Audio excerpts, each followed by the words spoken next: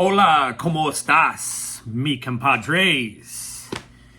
It is your main man, the elegant white trash, the classiest of all Hoosiers, the classy Hoosier.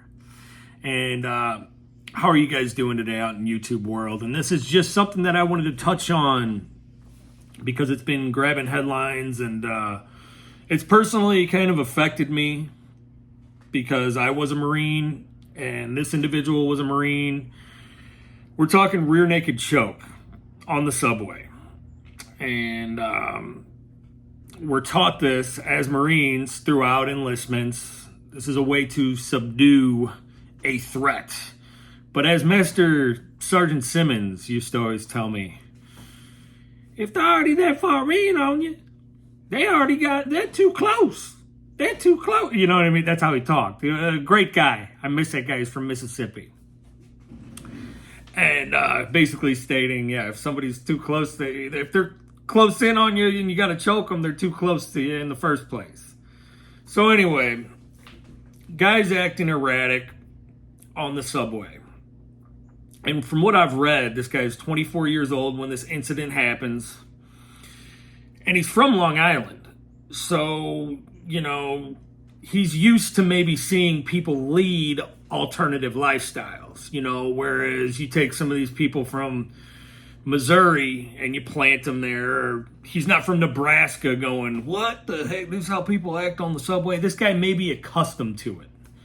Take into consideration his age, just getting out of the Marines. He may have a little bit more vinegar in his system, and I'm not playing devil's advocate.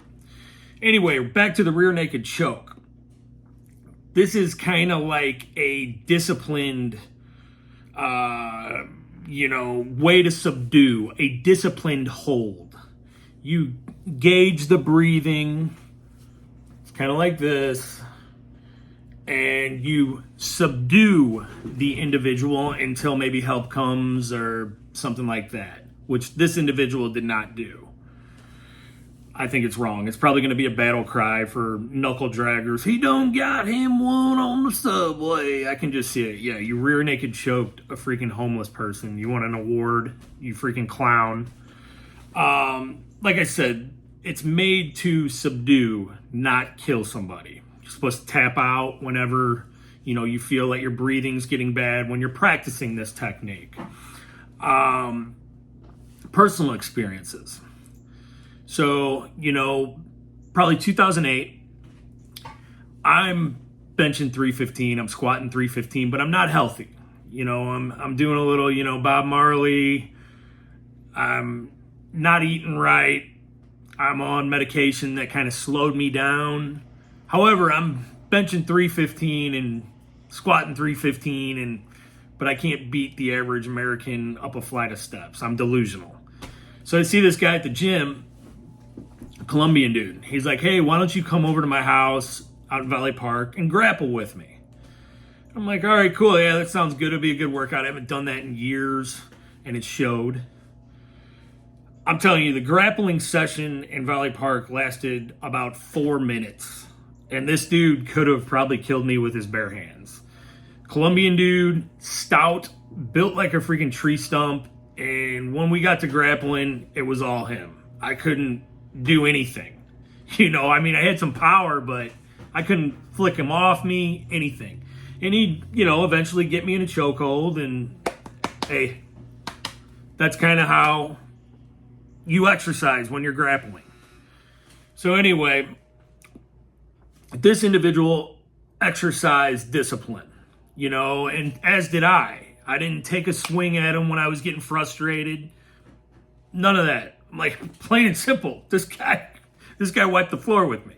Sweating, he had mats in his house. This was something he did as a workout. A guy that I've interacted with when I bounced at the U Lounge, which is now Provisions and yada yada, if you've been in U City, the Loop. I dealt with Mike, who has, if you know Mike, I know Mike. I know Mike well enough to say, hey, what's up, Mike? I see him occasionally on Grand. Bernie and Suey didn't want him in the establishment. And because Mike would cause a disruption. He leads an alternative lifestyle. I do believe he was maybe, the story I get from the streets, involved in a hazing incident playing basketball, and he kind of just went off the rails since then. But he's taken care of, and it looks like he eats well when I see him and stuff like that. And so I'm the big bad bouncer, bouncing 315 back in the day, and like, oh yeah, I'm that guy. But I'm not like that. I'm the softest guy you come in contact with. And Mike would come in to the U Lounge occasionally on Friday or Saturday night, and I would, hey, get Mike out of here. Oh, I'm over at the other end of the bar. Okay, Mike's in here. All right, got it. Hey, Mike, how you doing, buddy? Good to see you again, man. Put my arm around him and slowly, build a rapport and say, hey, all right, man, well, you got time to get going, and slowly walk him to the door, and there's no boot in the ass or nothing stepping on necks. All right, Mike, let's just go. And I think you get a lot further with individuals like this. I wasn't on the train that day, so I can't say this is what I would have done, or whatever. I wasn't on the train that day. I don't know how sporadic this individual is acting, but it sounds like he was just being verbal, which, hey, buddy, how you doing? Okay, let's get off the train. Maybe would have went a little further than, I gotta go choke this guy out and blah, blah, blah. It just doesn't, it doesn't sit well with me. You're not supposed to do this. I was playing soccer a couple summers ago, and it got a little aggressive out there, you know what I mean? They're calling us names. This individual has his 16-year-old son. We're a 30-up league. We don't, not that the 16-year-old son was running the floor or anything, but we don't want somebody my age bumping into a 16-year-old, maybe hurting him. There's a lot of liability when you call your son up to play, and, oh, he can play out here with us, with the men, and blah, blah, blah. Anyway, we were already going back and forth with that. I win a ball, rarely ever. I win a ball, make a turn, and go pass to one of our gazelles of the team, Matt. And this individual just takes his legs right out in front of me. Push him, because I don't know what's next. I don't know if he's going to step on him or what. There's cameras in this facility that I play at. And he proceeds to try to, take a big kick at my chest. I catch the kick, sweep the ankle, and get him on the ground and apply just a hold down choke. Just to say, hey, I'm here. I'm not taking swings at you. Who knows what hand it was? I can't remember. But, I could have done some work on this guy. But I didn't. Exercise discipline. Especially, that's what the Marines teach you. Discipline. You don't need to be choking homeless people on the subway. All right? So anyway, that whole situation happens. I take a 4-game penalty, or 4-game suspension.